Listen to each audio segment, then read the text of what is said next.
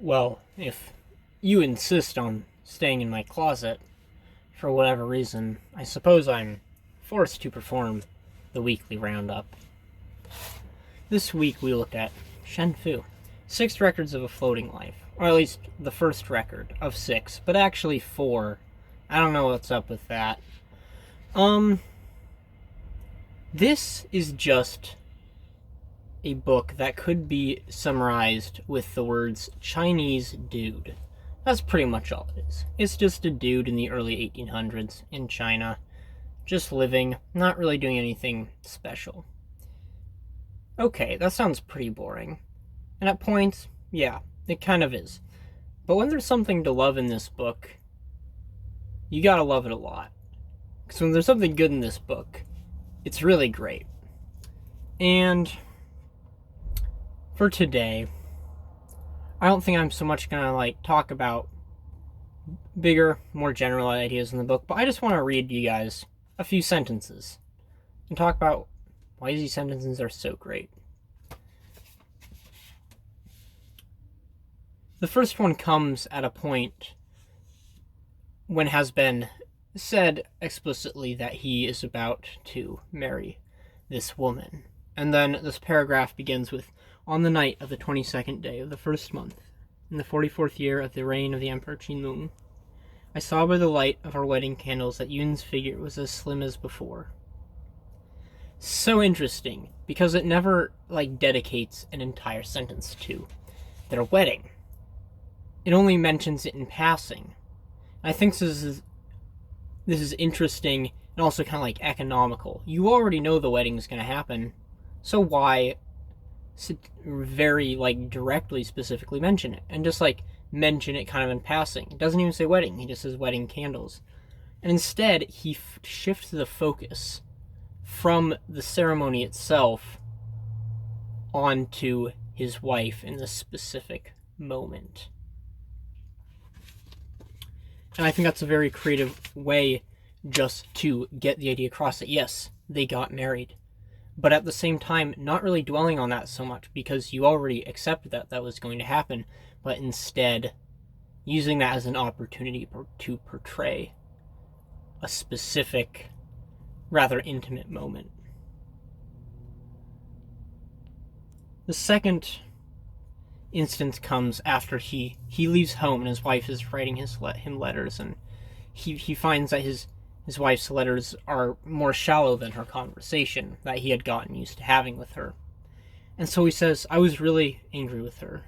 Every time the wind would rustle the bamboo trees in the yard, the moon would shine through the leaves of the banana tree outside my window. I would look out and miss her so terribly that dreams of her took possession of my soul." It begins with, out of the blue, he's like, "Man, I'm actually quite angry with my wife about this." Okay, maybe that's a bit much. And then he immediately just goes into this image that seems unrelated, talking about the winds and the moon outside of his window. And it just kind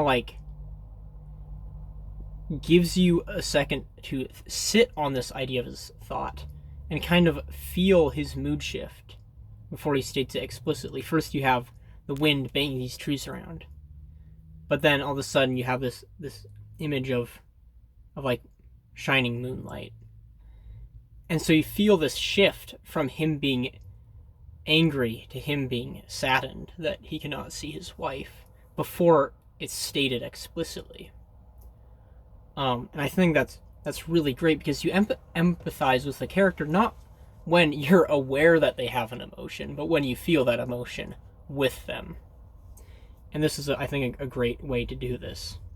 And in a second, we'll look at another example of him doing something similar. But for now, even this one is quite similar, actually. Here he says when he's reunited with his wife, "Our souls became smoke and mist. I thought I heard something, but it was as if my body had ceased to exist." You even get a nice rhyme in there. Thank you, translator. This is so great because it does not, Shen does not try to describe his emotion. He doesn't say, "I was happy, I was overjoyed," anything like that. He just gives you the visceral feeling of what was happening to his body, rather. And that's so much more relatable than an adjective. An adjective just gives you kind of like awareness of the person's feelings. But this sort of like image slash portrayal of like a visceral feeling, you know, maybe there's not so much of like a specific name you can put to that feeling, but it's just that, it's a feeling. And it's not just some bland adjective that refers to something like, oh yeah, I know what sadness is. So again, he uses this technique. Here they're sitting on the bank, it's like for this moon holiday. They're sitting on like the bank of a river drinking wine, but then it's too cloudy and they can't even see the moon. And his wife's a little upset because that kind of ruins the point of the holiday. And he says, I also felt depressed. On the opposite bank, I could see will-o'-the-wisps winking on and off like 10,000 fireflies as their light threaded through the high grass and willow trees that grew on the small island in the stream. To get ourselves into a better mood, Yuna and I began composing a poem out loud, ... So what's interesting here is that, yes, he states his emotion out very explicitly. He literally says, I also felt depressed. Okay. If that was just by itself, it would be like, great, dude. Okay, now we know. But, like, you don't feel that. And you don't feel him as a person when all of his emotion adds up to is simply an adjective. But he kind of then just, like, gives you space and the feeling of the moment. He just describes kind of this low-key atmosphere just around him and what's happening. And you can just kind of feel, like, the silence between him and his wife at this time that's supposed to be joyous, and you just feel that silence, and through that you're like, you kind of feel a bit of his melancholy.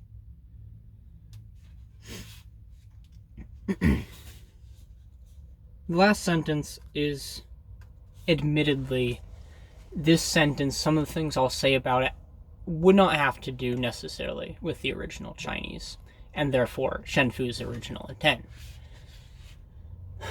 But I think it's still interesting to observe how it got translated, and maybe this was a conscious choice of the translator to make it like this. But still, some of this will still apply to how Shen Fu wrote it. They're up on a hill, and they look around, and they see a bunch of cooking fires coming up, and this is late evening. He says the smoke of cooking fires rose up from every direction into the brilliant twilight. So just like in a painting, when you're using words to create an image, contrast is really key. And here you have smoke, something that's kind of amorphous and ambiguous and dark, against brilliant twilight, something that's maybe like blue, but it's, you know, it's brilliant, so it's clearly colorful. And so you get, imagistically, you get that contrast. Brilliant versus like hazy, gray versus blue, whatnot. But also in the language, and this is what has to do more with the translation, or like how it sounds in English, in this specific way of putting it, is you feel this difference in the words chosen.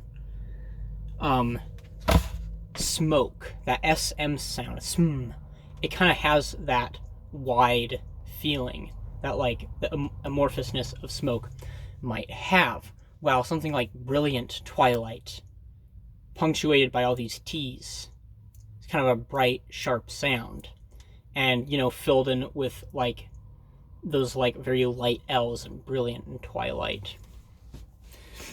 And that kind of gives you that same feeling of the contrast of those two images. You know, that's very specific. Someone may say, does that really matter? Maybe it doesn't, but I think it can, in some cases, kind of work even if on a subconscious level, helping build up this image in a person's mind.